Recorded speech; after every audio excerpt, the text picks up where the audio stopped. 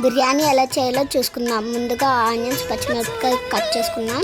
Biryani spices అని ఒక ప్లేట్లో తీసుకుందాం. యాలక్కాయలు, బిర్యానీ పువ్వు, చెక్క. దాని తర్వాత స్టవ్ వెలిగించి కడాయి పెట్టుకుందాం. దాని తర్వాత కొద్దిగా ఆయిల్ వేసుకుని ప్లేట్లోకి తీసుకున్న బిర్యానీ దినుసులన్నీ వేసుకుందాం. దాని తర్వాత 3 స్పూన్స్ అల్లం వెల్లుల్లి పేస్ట్ వేసుకుని 2 స్పూన్స్ అల్లం వెల్లుల్లి పేస్ట్ వేసుకొని బాగా వేగనివ్వాలి.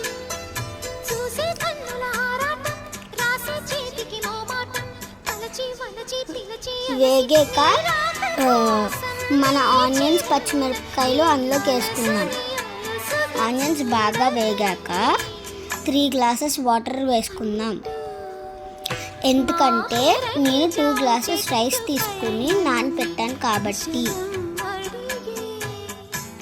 వాటర్ వేసుకున్నాక టేస్ట్కి సరిపడా సాల్ట్ వేసుకుందాం.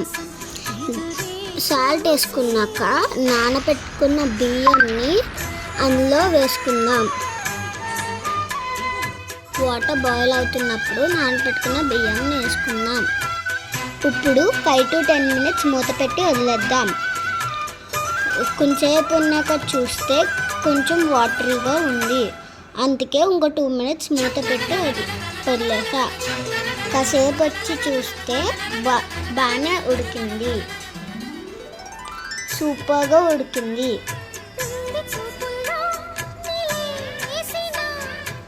మన బిర్యానీ రెడీ.